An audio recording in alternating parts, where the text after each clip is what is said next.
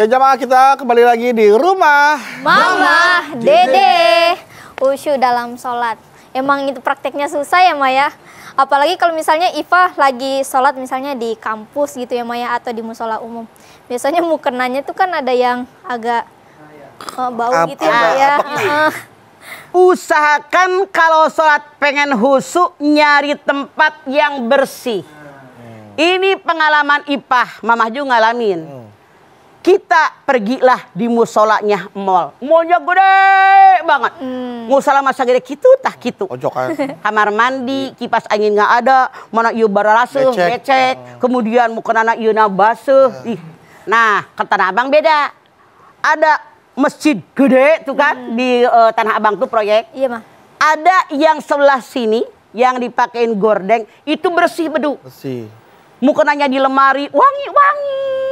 Nah, ada emak-emak yang nungguin, kayak kita parkir. Mendingan kita ngalah ngasih dia 5.000 daripada sholat nggak khusyuk. Karena tidak sedikit, makai mukena basah, mana bau, sajadahnya begitu sujud. Bagaimana akan khusyuk? Makanya berusaha yang namanya sholat, bajunya bersih, badannya bersih, tempat sholatnya bersih. Tidak sedikit kalau kita berjamaah yang sebelah bau ketek.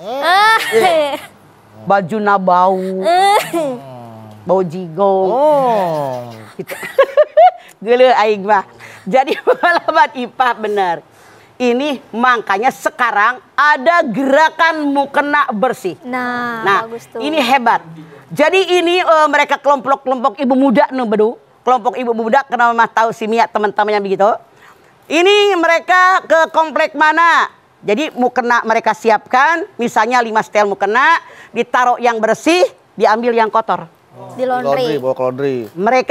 Mereka atur tiap masjid gitu seperti itu. Wow, itu bagus sekarang mah. Bahkan ada lagi nih, gerakan masjid bersih. Masya Allah. Ada sekelompok bapak-bapak muda segede-gede anak mamah 40 tahunan. Itu mereka punya kelompok sekian puluh orang. Membersihkan masjid dari kampung ke kampung. Sampai karpetnya dibersihin. Segala yang pada berdebu yang gak pernah dilap. Mereka setuju mamah-mamah mereka. Mudah-mudahan barokah. Banyak yang mereka lakukan. Yang aneh, dari kampung orang bersihin masjid, yang punya kampung jadi penonton doang.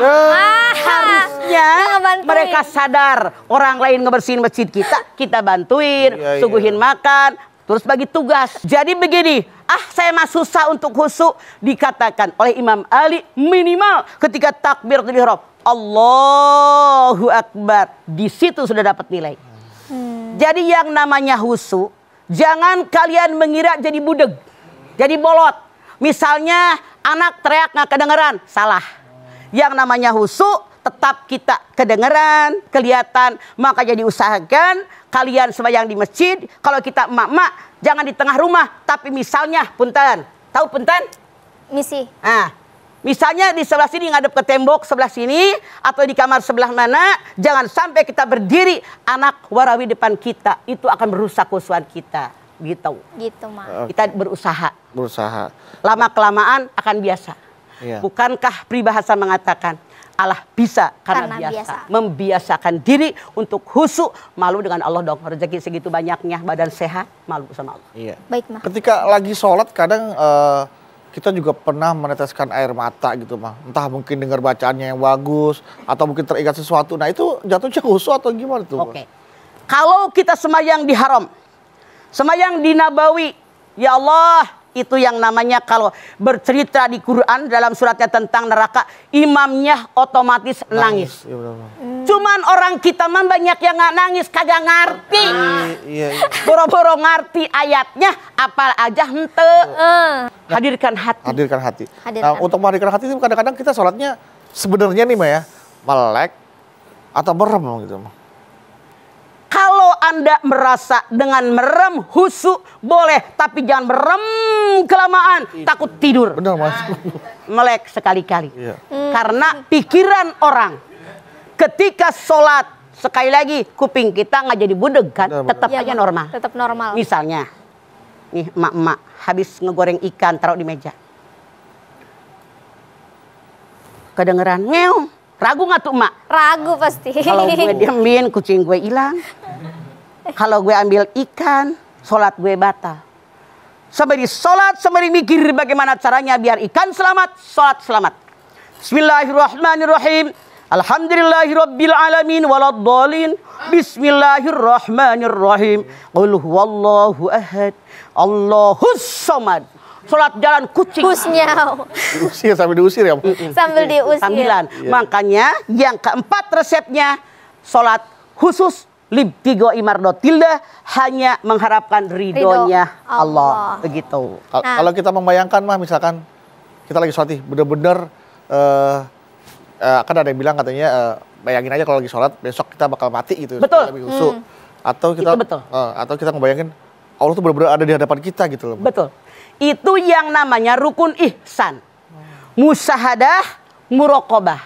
Kita merasa benar-benar menyaksikan Allah di hadapan kita. Kalau tidak merasa, betul-betul saya melihat ada Allah di hadapan saya. Sekarang, nih anak-anak cewek. Iya, Ma. Lewat ke jembatan. Anak-anak cowok yang baru pada sedang-sedang tuh yang tukang godain cewek. Kan suka ngejajari jembatan. Oh. Iya, iya. Misalnya anak cewek ini. Ada cowok yang dia taksir. Ngelangkah juga diatur kan? Takjub. Diatur, Ya kan? merasa diperhatiin gitu ya, Ma ya. Makanya begitu juga Allah. Kalau kita merasa saya dilihatin oleh Allah, gerakannya pasti akan benar. Allah melihat saya. Kalau itu tidak bisa, saya merasa bahwa saya melihat Allah di hadapan saya. Itu rukun ihsan. Yang baik. Ini etika bagaimana kita beribadah. Sekarang, Bedu coba lihat. Kenapa kita ini rasanya seolah-olah susah banget nyari yang namanya khusyuk? Harusnya berpikir, jangan-jangan sembahyang sholat yang terakhir. Ya Allah, ada jamaah saya bilang, Mama, ayah saya di Tasik tuh habis sholat itu langsung meninggal. Sebelum sholat dia mandi, dia cukuran, jenggotnya semua, kemudian dia mandi keramas, bajunya ganti, kaosnya, dalamnya, celananya semua diganti. Kemudian dia meninggal. Mudah-mudahan husnul khotimah. Amin. Ya Mas, setelah ini kita kembali lagi, tetaplah bersama kami di Rumah Mama Dede.